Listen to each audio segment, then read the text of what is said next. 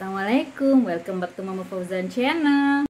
Oke, jadi hari ini aku mau jawabin pertanyaan dari DM Instagram dan dari DM Facebook aku yang belum aku sempet jawab. Karena bulan-bulan kemarin tuh banyak banget keluarga aku yang sakit COVID gitu ya. Termasuk suami aku, bapak aku, adik aku gitu deh ya.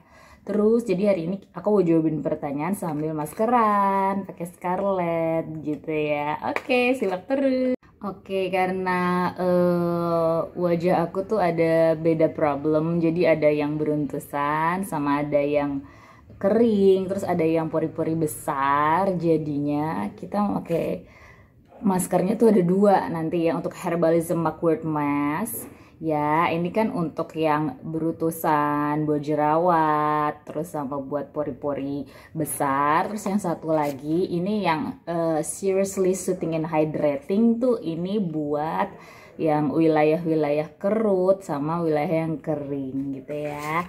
Cobain ya. Jadi tuh ini maskernya ada spatulanya. Jadi tuh ini higienis banget. Jadi kalian nggak perlu beli kuas-kuas lagi gitu ya. Dan kalau mau make, mendingan masukin ke dalam kulkas dulu biar kayak dingin gitu. Ambil sedikit. Mungkin kamu bisa taruh di sini, terus baru diolesin. Oke, ini bakalan buat wilayah yang pori-pori besar sama yang berutusan. Misalnya kalau kalian belum yakin tangan kalian bersih ya udah semprot aja alkohol lagi, oke. Terus ini aku udah cuci muka ya, tinggal kita apply aja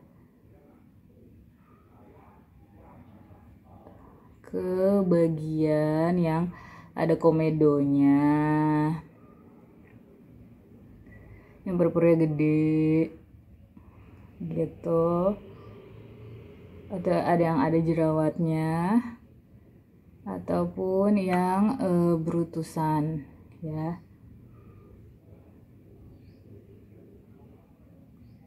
Ada yang berutusan sebelah sini. Nah, jadi tuh yang untuk Scarlet Herbalism Mugwort Mask itu kandungannya apa aja? Di sini ada mugwort extract, itu gunanya untuk calming, jadi biar kayak redness atau ada kayak jerawat gitu dia lebih kempes. Terus ada vitamin C yang bisa meningkatkan jumlah kolagen. Kolagen tuh apa ya, supaya kulitnya lebih kenyal.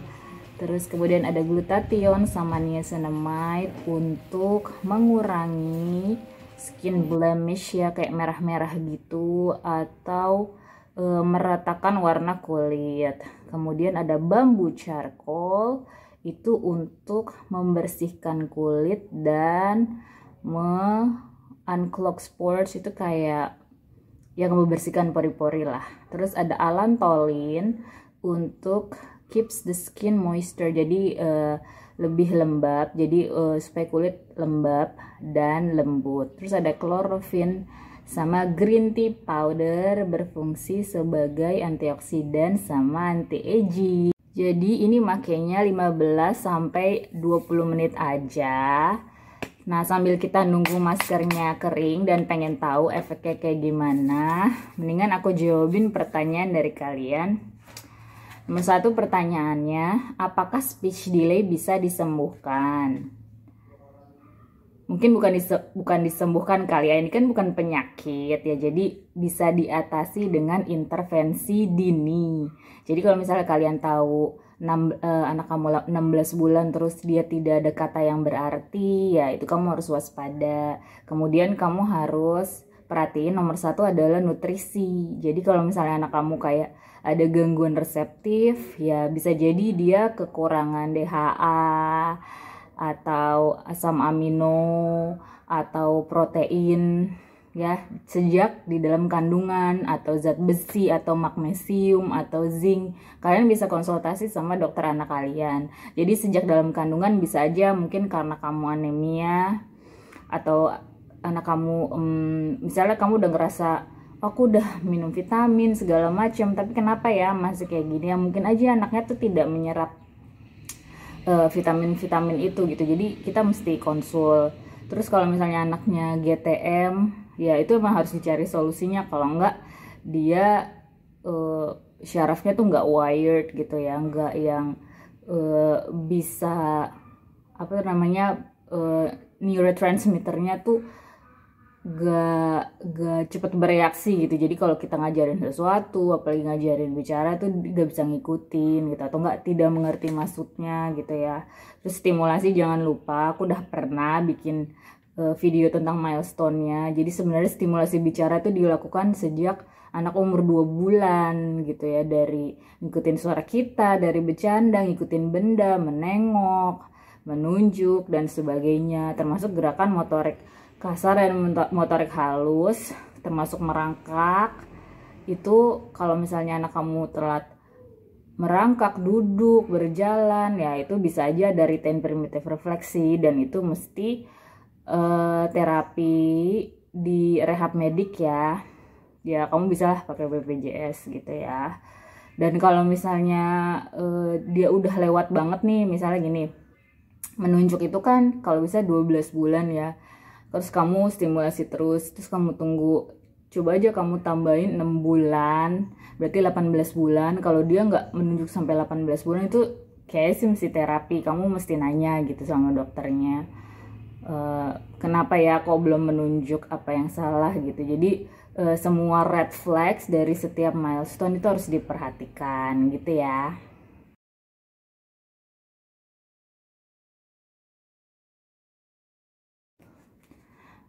Pertanyaan nomor 2, kalau udah usia sekolah, misalnya 5 tahun tapi belum bisa bicara, lalu bagaimana? Kalau 5 tahun tuh takutnya ada sesuatu ya sama syaraf, dan kalau bisa kamu ke dokter syaraf anak dan bertanya kenapa gitu ya. Terus kemudian itu harus segera terapi. Biasanya sih kalau umur 3 tahun terus kemudian anak kamu belum bisa bicara tuh bisa langsung dikonsul sih sama dokter anak untuk segera terapi ya. Dan kemudian untuk mengejar akademis, kalau umur 5 tahun mendingan kalian cari guru untuk spesialisasi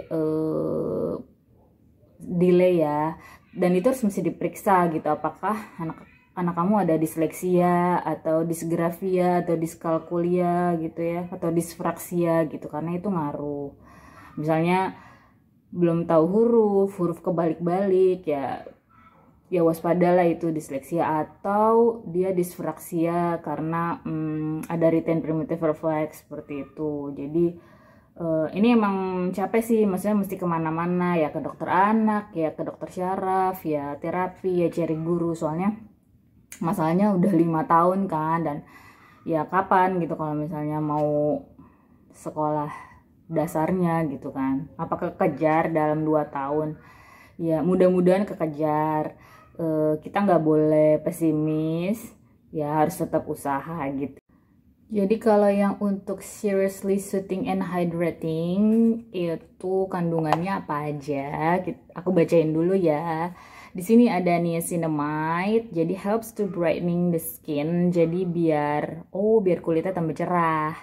Terus ada vitamin C, biasa untuk promote kolagen. Ini memproduksi kolagen ya, kayak buat kerut-kerut atau kering gitu. Itu cocok vitamin C. Terus ada grapefruit water, jadi ada keeps the outer layer of the skin hydrated, untuk hidrasi juga. Terus ada 7 berry extract, jadi ini baunya segar gitu, tapi ada bau asamnya sedikit, cuma nggak ganggu sih. Untuk antioksidan ya, untuk melawan radikal bebas. Kemudian untuk wrinkle, kerut-kerut, kan aku udah mau 40 ya, jadi nih kayak cocok nih. Terus dullness, kayak mukanya kusam. Terus ada ginseng extract untuk improve wrinkles. Oke, ada centella asiatica, pantes adem ya, ada centella asiaticanya. Terus ada rose flower water untuk mengurangi kemerahan. Terus ada allantoin untuk calming. Oh ya, pantesan ini segar banget. Nah, untuk beli masker-masker ini kalian bisa beli di Shopee, di official store-nya. Klik aja di description box ya, dan kepoin terus Instagramnya Scarlett Whitening karena bakalan banyak promo dan diskon buat kamu. Terus apa-apa aja produk yang baru dan informasi produk-produk yang bakalan cocok sama kamu. Tenang aja, harganya affordable tapi udah jelas kualitasnya oke. Nah, ini masih nungguin sampai 15 menit dan belum kering. Baiklah, kita lanjutkan ke pertanyaannya.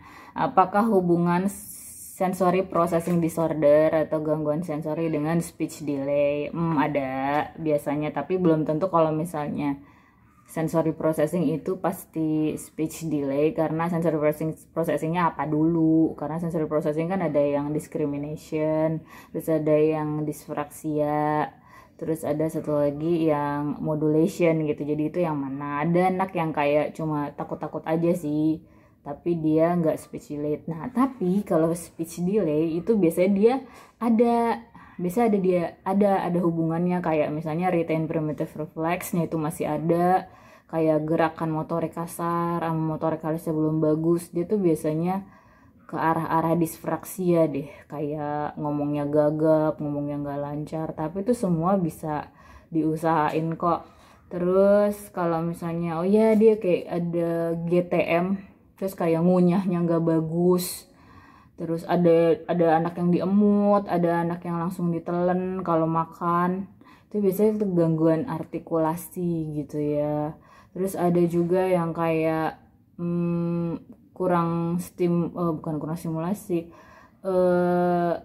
dia antara ngedenger sama ngeliat, itu dia ada delay gitu ya. Itu ya bisa juga itu gangguan bahasa ekspresif.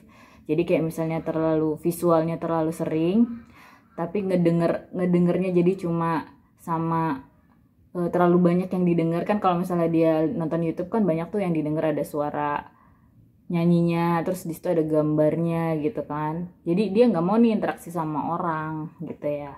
Begitu GBE. Terus yang pertanyaan nomor 4, apakah beda speech delay dengan autisme? Ya itu udah ada di MCHAT ya. MCHAT itu Modified Checklist for Autism in Toddlers. Itu aku udah pernah bikin videonya. Coba klik di description box. Terus kalau kalian nggak punya daftar MCHAT tuh apa sih, kayak kuesioner gitu, ada 20-an pertanyaan buat memastikan apakah ada gejala autisme di anak kamu karena telat bicara. Itu kamu komen aja di bawah, nanti aku emailin gitu ya. Oke, terus nomor 6.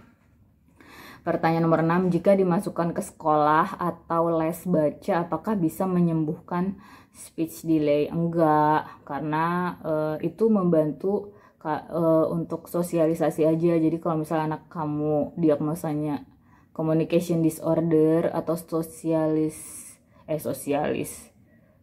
disorder, itu bisa ngebantu sekolah itu. Tapi dengan catatan gurunya memang memandu dan ngerti anak speech delay. Kalau dicampur-campur aja itu kayaknya anak kamu bakalan bingung gitu.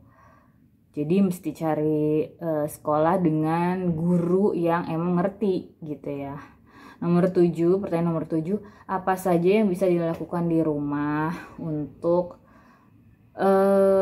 mengatasi speech delay ya bisa kamu bisa pakai metode ABA, Applied Behavior Analysis. Kamu bisa ikuti VB Map-nya. Nah, aku udah pernah bikin videonya dan description box-nya ada di bawah. Kalau kamu nggak punya VB Map level 1 dan level 2, kemudian pengen tahu ABA itu apa, terus kayak contoh-contoh penerapan di rumahnya gimana, itu kamu bisa komen di bawah, nanti aku emailin. Karena kalau misalnya ngikutin kayak di tempat terapi ya ABA-nya itu kan kayak pakai meja gitu kan, terus hadap-hadapan. Kayak kalau menurut aku sih di rumah tuh kamu bisa natural aja gitu, nggak perlu kayak gitu, lebih alami gitu ya, kayak bisa sambil mandi, sambil makan, sambil main, sambil baca buku gitu. Jadi nggak perlu kayak pakai meja terus mukanya harus dihadap-hadapin, dihimpit ke tembok. Kalau itu sih mungkin kalau anak 4 tahunan ke atas pas lagi belajar, mungkin lagi belajar mengenal angka, lagi belajar baca, boleh lah posisinya kayak gitu. Tapi kalau misalnya kalau udah level 3 ya, VB level 3. Tapi kalau baru level 1 level 2 sih nggak usah ya, maksudnya sealami mungkin apa yang ada di rumah gitu. Nomor 8, nah, pertanyaan terakhir, mainan apa yang bagus? Sebenarnya bukan mainannya, karena anak-anak kadang-kadang nggak perlu mainan atau kayak malah nggak tertarik ya sama mainan gitu. Jadi mendingan kayak interaksinya sih, kayak dari kardus bekas, tempat tisu, sendok, eh, plastik, itu tuh kayak malah lebih menarik buat mereka gitu. Yang penting interaksi. Nah, ini tuh udah kering maskernya, jadi aku mau cuci muka dulu. Oke, tadi aku udah cuci muka pakai masker Scarlettnya. Sekarang sih kerasanya lebih bersih dan lebih seger. Tapi kalau mau dapet manfaat maksimal, emang makanya harus rutin, kayak seminggu sekali atau seminggu 2 kali, sesuai dengan problem kulitnya gitu. Dan kamu jangan khawatir, semua produk-produk Scarlett itu affordable, cuma Rp75.000 aja. Dan juga dia udah ada sertifikat BPOM, dan juga dia non tested in animal, dan juga halal. Jangan ragu-ragu ya buat beli Scarlett. Sampai ketemu di video aku berikutnya. Dadah, terima kasih sudah menonton.